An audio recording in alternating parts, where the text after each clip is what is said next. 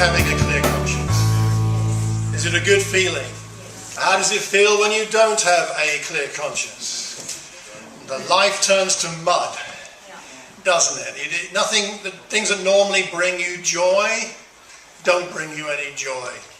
Even England beating Wales wouldn't bring you joy if you didn't have a clear conscience. A clear conscience is a valuable thing.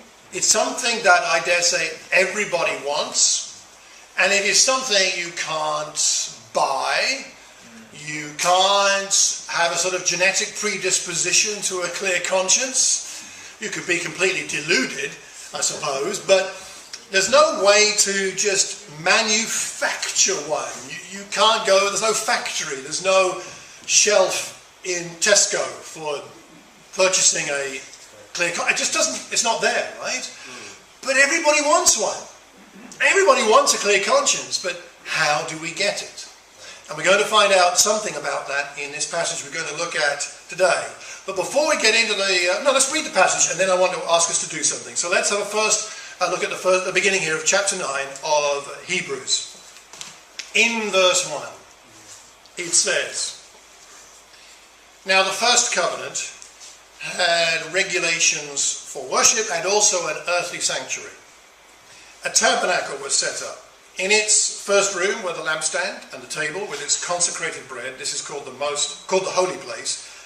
Behind the second curtain was a room called the most holy place, which had the golden altar of incense and the gold covered ark of the covenant.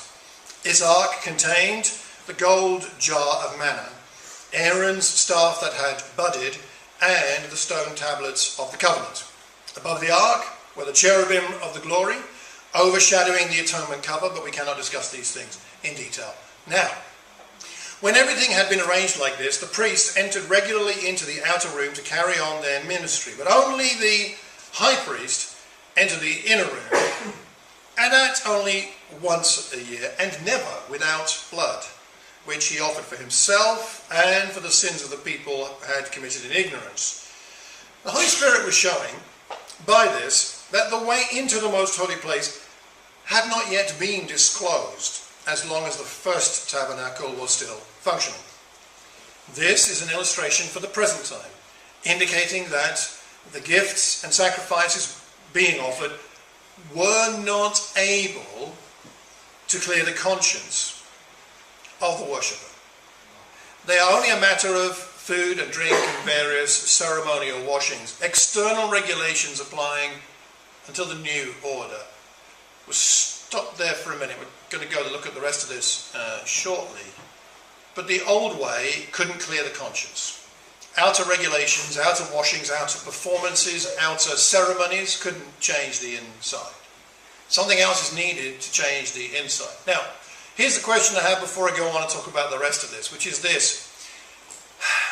I'm going to ask us to talk to each other about this for a couple of minutes, all right? And then we'll come back to the text and what I've got to share. The question is this. In your own self, what are the signs that you have a guilty conscience? Not what do you think about other people, but in yourself. When do you know that your conscience is not clear? You sense, you know that it is not healthy. You're not feeling clean or cleansed in your own conscience. What are the signs and symptoms in your thinking, in the way you live, perhaps in your feelings? Because if we don't know when we have a guilty conscience, we're not going to know how to apply what God teaches us to how to deal with that, right? So I want to ask us just for a minute to reflect on that and talk about that with someone sitting next to you if you feel okay to do that. And if you feel a bit like it's too vulnerable, too intimate or something, then that's fine. No one has to do this. But let's take a couple of minutes if we'd like to, and then I'd like to hear a few of us share who'd be willing to do that. So can we take 2 minutes to do that? Okay, talk amongst yourselves for 2 minutes. We've had a couple of minutes. Let's see what we have surfaced, if we're willing, feel able to share it. So, who'd be brave and be willing to share one of their own symptoms of when you feel like, I know my conscience is not in a good place. Yes?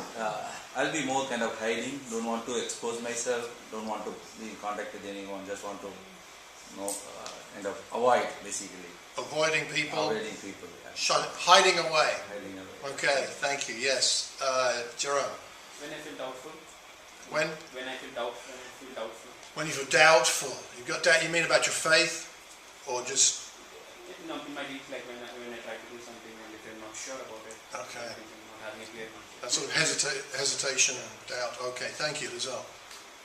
Unsettled and not at peace. Yeah, that sort of just not quite being able to settle down, and peace is absent. Yes. Why? Yeah, whenever I've got something wrong. You know it's wrong. Yes. That helps. Yes. Rudy, did you? Yeah, turn it up? the zone I'm talking about is, I think, like I can feel irritated. Like I have a lack of patience. Like I'm less tolerant. So I think I'm less tolerant with myself. I feel Right. Even with myself, upset with myself. So that makes me. I think it comes down to not being at peace, and so things get to me easier. I think what Jerome talks about, your confidence takes a knock. Okay. Confidence. Yeah. Yeah. Confidence isn't there. Yeah. Anybody else? We'll move on. Oh, okay. All right. Hopefully we. Yeah. Rico, you want to add one? I think we same as Johnson I tend to shy away from the discussions I know I should have. Okay. Conversations that you know will be helpful, but staying away from them because we might be exposed. Right? The reality of what's really going on could come out if we talk with people. People become scary when they are possibly the agents of God to reveal what's going on in our hearts. I know, and it's not always a bad conscience that might do this to us. It could also be other things, but it's important to at least know some of your own symptoms of when your conscience is troubled, so that you will then know how to deal with it. And I think, just to be clear, as we go through this passage, we haven't got time to deal with all the issues of conscience in one sermon. There's a lot in the Bible, Romans 14 and other passages, that will deal with that. But I think there's a primary level of having a clear conscience, and then a secondary, not exactly level, I can't think of quite the right word, but the primary level is the clear conscience that God gives us before God in what Jesus has done, and that's what we're going to focus on today. We're going to talk less about the secondary area of conscience where we have a conscience issue with something, but we're going to have to deal with that in another sermon, because that's not really what Hebrews chapter 9 is about. Other passages in the Bible deal with that aspect of conscience issues. We're dealing today with being given a clear conscience by what Jesus has done. Now, when we don't have a clear conscience, it's very frustrating if we don't know how to get one. Anything you want but can't get, but you need, is very frustrating, right? Like when you're in a cafe and you can't log on to the Wi-Fi. I mean, that is just the worst thing in the world. I was in a cafe not long ago, and I was connected to the internet in this, I forget which cafe it was, and a lady came over with her iPad and said, "Can you connect to the Wi-Fi?" As if I was some IT expert.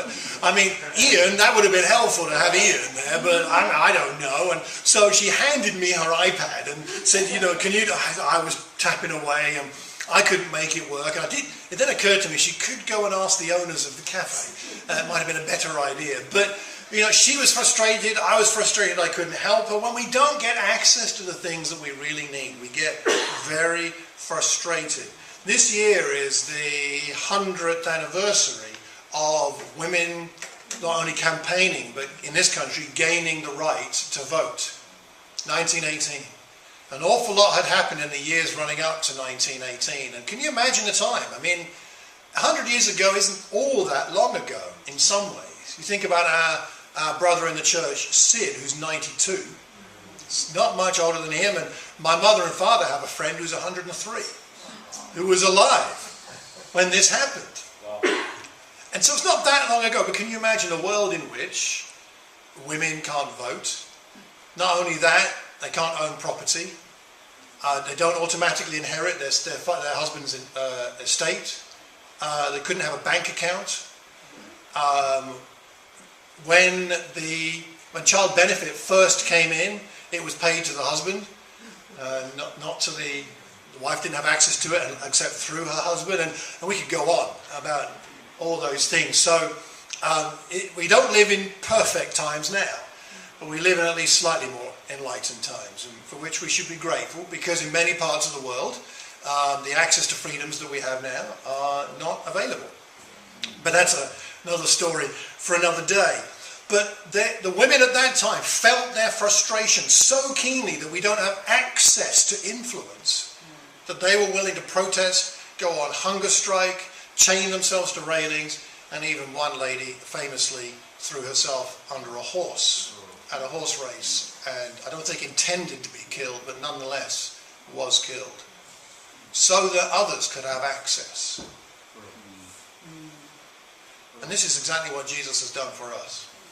Thrown himself onto the cross in our place so that we can have access.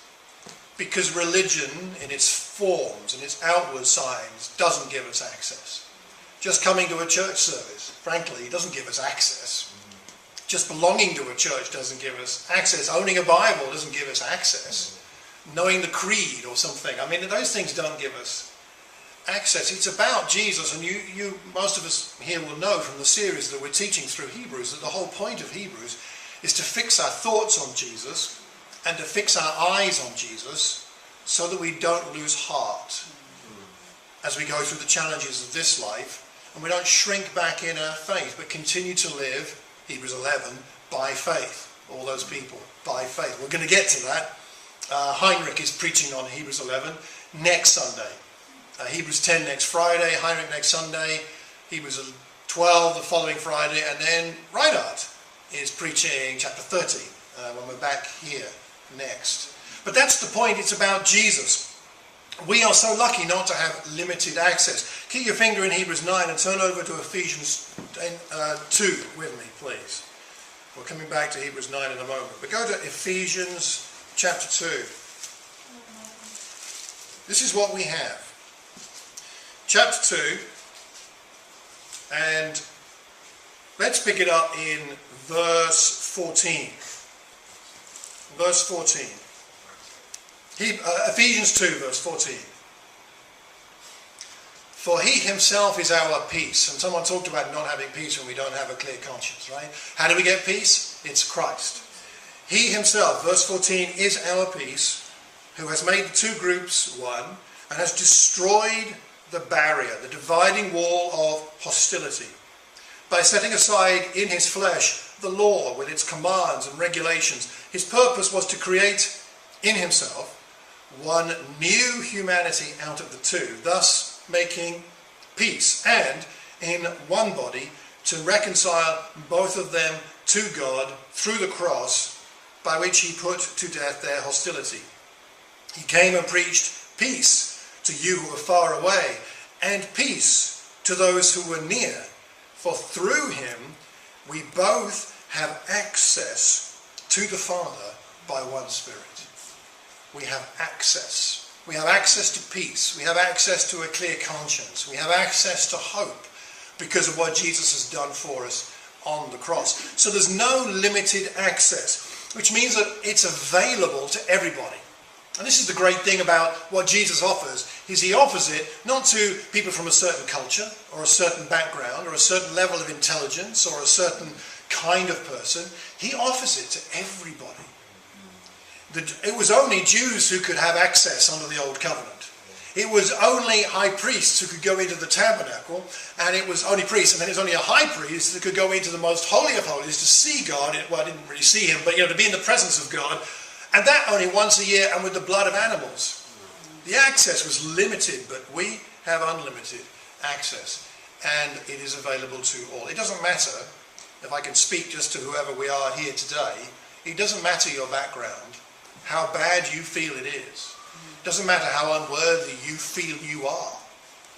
You might feel unworthy. You might feel it's not for you. You might feel Jesus can't possibly love you.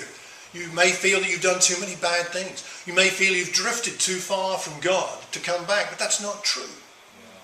The access to Jesus is for every single person, from the youngest in this room to the oldest, and from the naughtiest to the most saintly.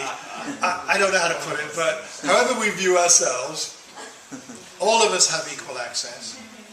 And if you have drifted from God, if you've drifted and you feel like you've drifted too far, then my appeal to you would be to say, don't trust your own feelings. Trust what Jesus offers you. Of course you can be welcomed back by him, because he did this for you. So, let's go on back to Hebrews chapter 9 and pick up the story in verse 11. Let's read verse 11. But when Christ came as high priest of the good things that are now already here, he went through the greater and more perfect tabernacle that is not made with human hands, that is to say, is not a part of this creation.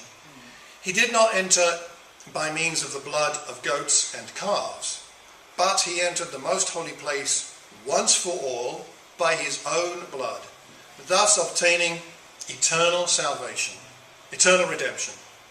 The blood of goats and bulls and the ashes of a heifer sprinkled on those who are ceremonially unclean sanctify them so they are outwardly clean.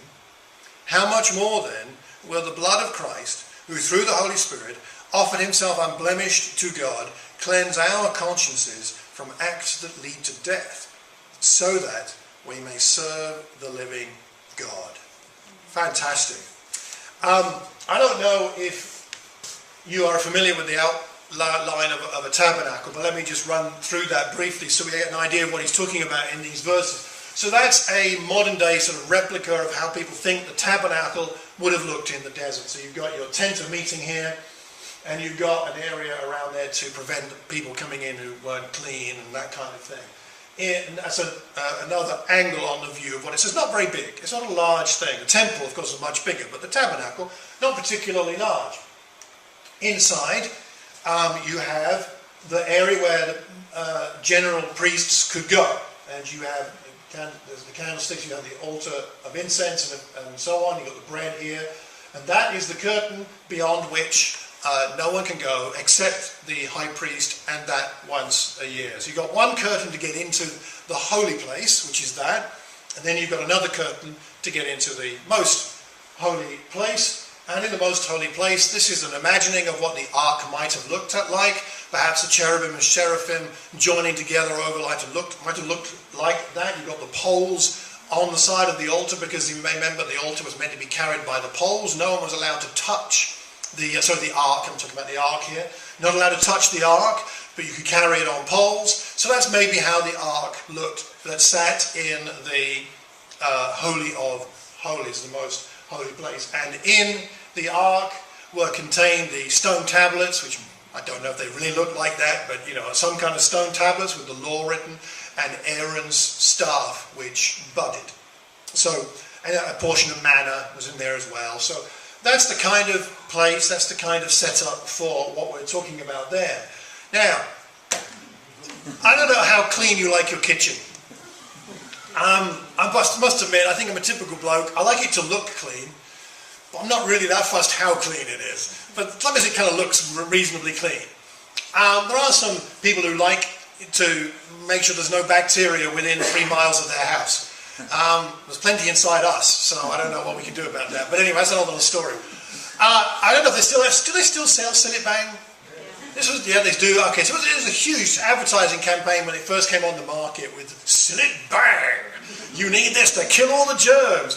What was it they said about Domestos? Was it 99% of all known germs dead? I think they couldn't say 100%.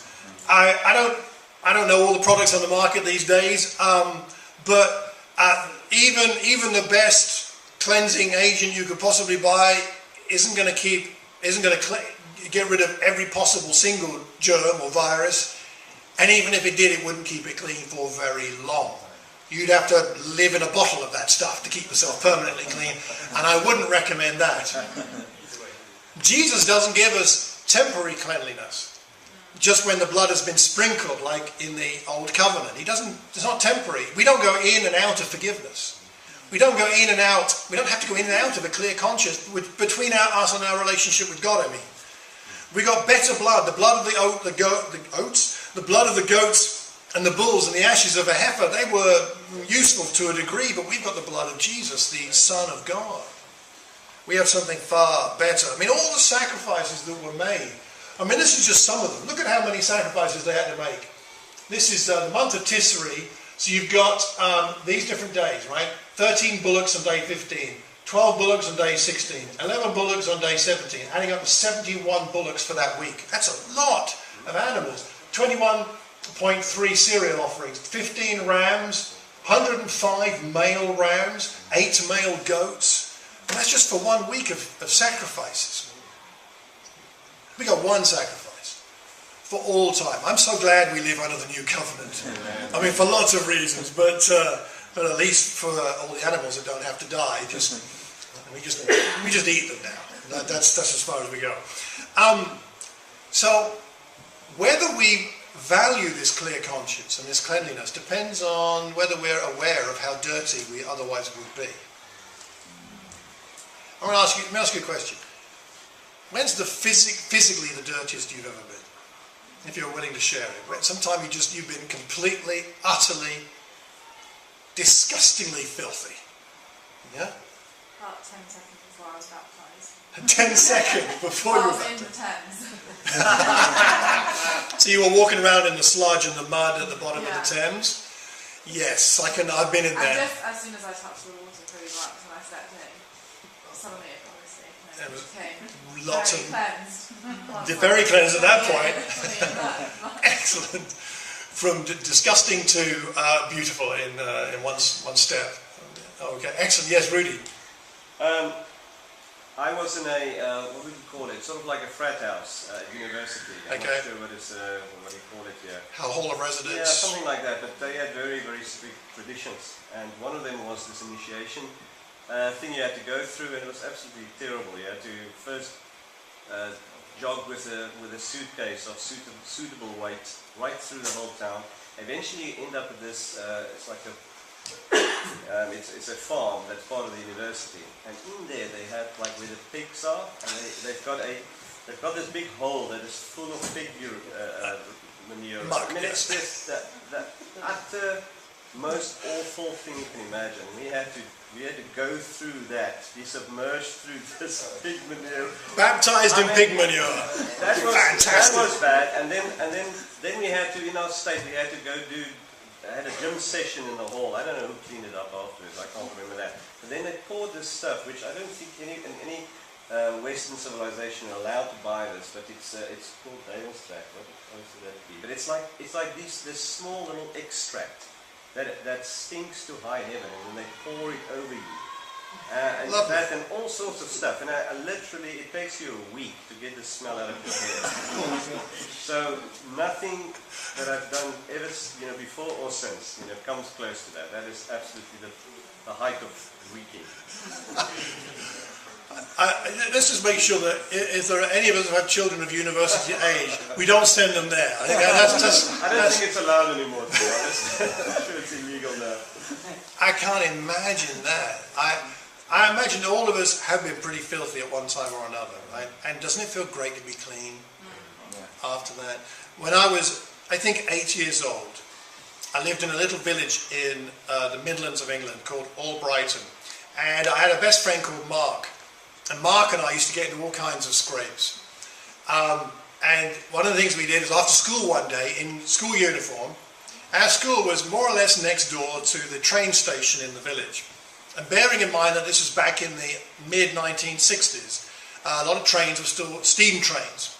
And so they needed a lot of coal, right, for fueling them. So this train station, like all train stations, there were huge mounds of coal, just out in the open, in a siding kind of area. And I mean, huge. I don't know how tall it was because I was very small, so it seemed like an enormous mountain. But I imagine it was at least as high as this ceiling here.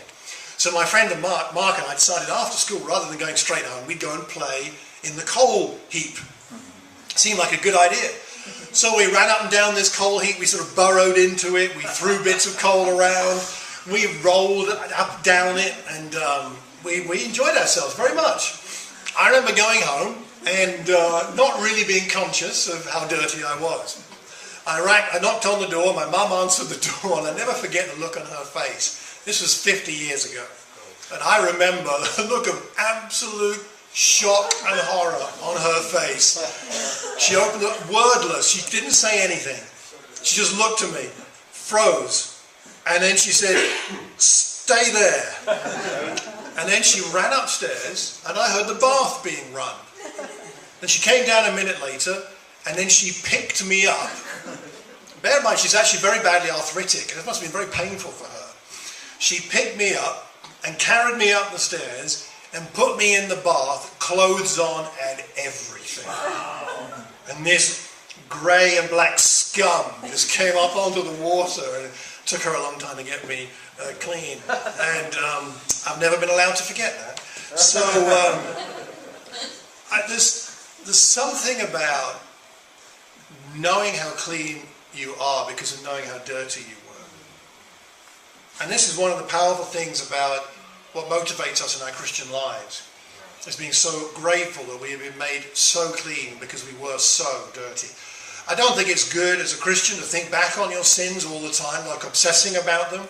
But I think it is healthy now and again to think back to what life was like before you knew God and where you would be, potentially at least, if God hadn't encountered you at that point in your life and cleaned you up with the blood of Jesus, his Son.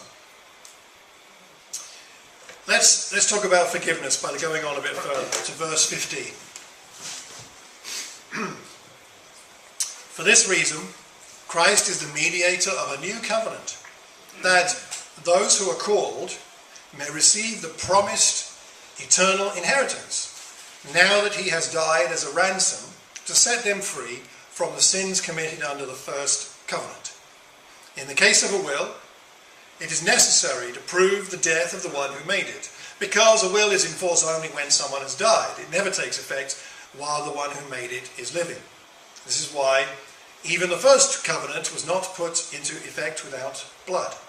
When Moses had proclaimed every command of the law to all the people, he took the blood of the calves together with water, scarlet wool, and branches of hyssop, and sprinkled the scroll and all the people. He said, "This is the blood of the covenant which God has commanded you to keep."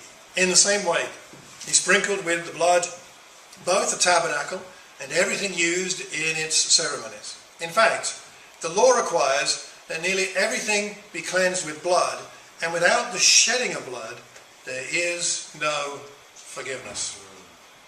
Forgiveness. You know, forgiveness and being forgiven is a word we use in church and in our conversations with one another, sometimes almost glibly, because we accept it, and we should accept it, but perhaps we take it for granted. Nothing is cleansed without blood, the blood of Jesus, and because we have that, then there is forgiveness. Without it, there is none. I forgot to show you that. That's my mum. There she is, and she's so angelic. That's the person who picked me up and put me in the bath. Well done, Mum. Thank you. Okay. Forgiveness. Okay. Do you have stubborn problems with your oven? I like the name of this this website for oven cleaning, the Stubborn Oven Cleaning Company.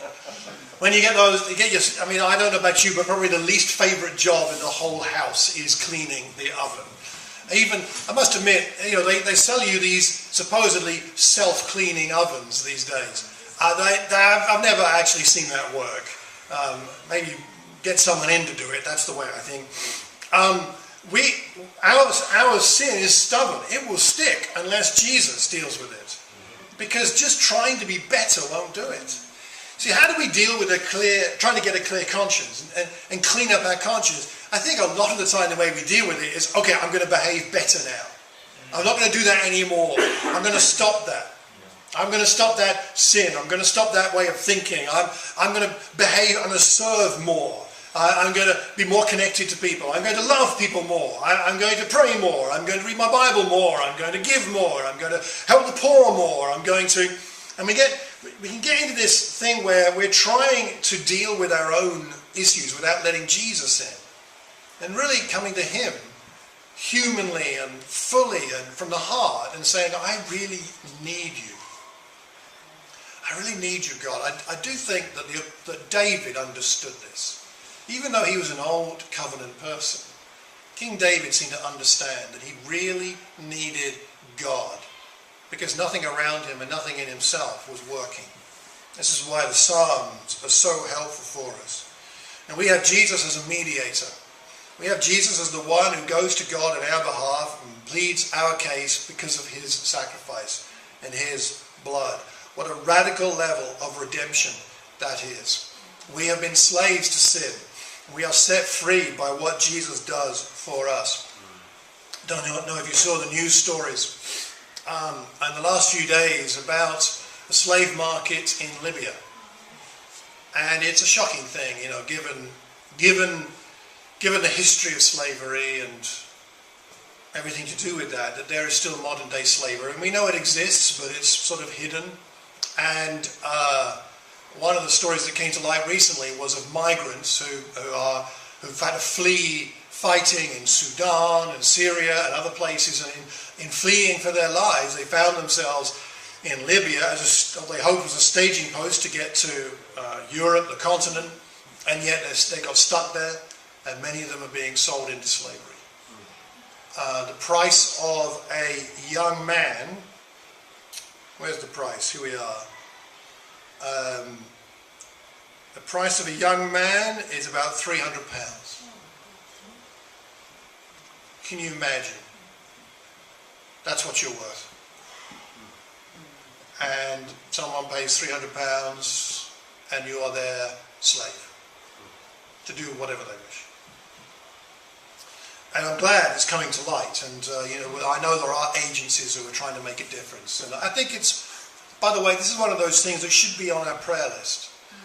Our prayer list should involve things that are on our own hearts, our own lives, but it should also involve governmental issues, praying for kings and those in authority, Paul says to Timothy, and praying about issues, world issues and agencies that can make a difference. And maybe you and I can't make a direct difference, but honestly, surely our prayers can make a difference. So let's be sure we're praying about that. I can only imagine if I was one of the young people being sold, and I was sold into slavery, and then someone came and redeemed me. I mean, that person who redeemed me, they would be my friend for life, forever. I would do anything for that person. And this is the motivation for us in serving God.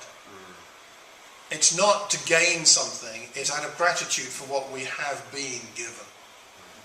When's the last time you took maybe had a quiet time, a prayer time, just to think about what you've been given by God?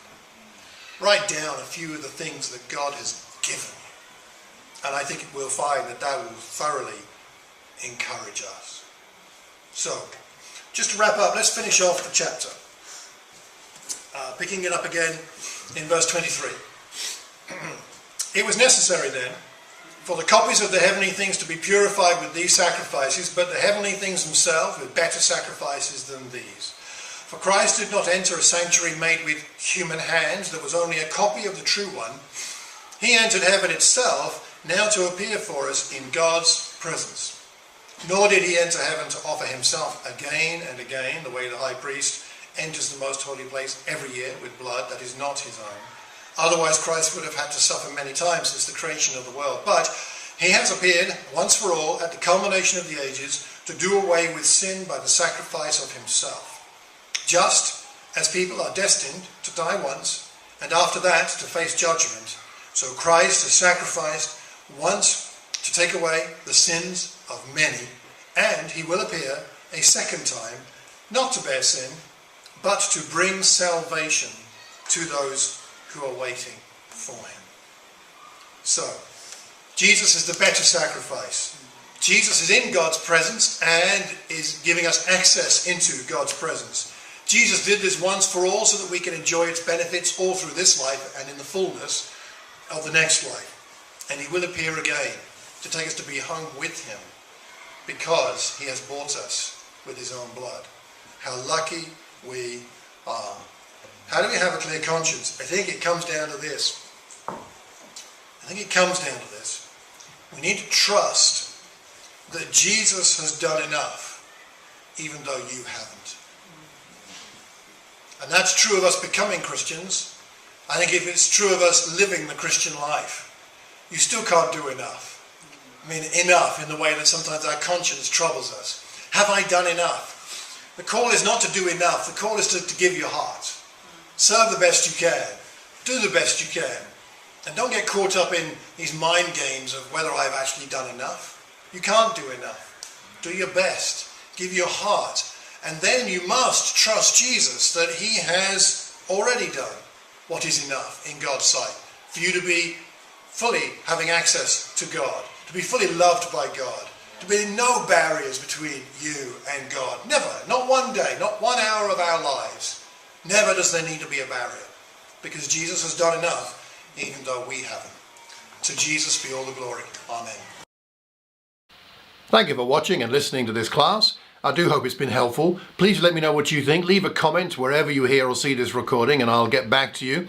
If you have any questions, let me know. You can find out more at my website. That's malcolmcox.org. And you can send me an email from there too, if you like. Thanks very much. Take care and God bless.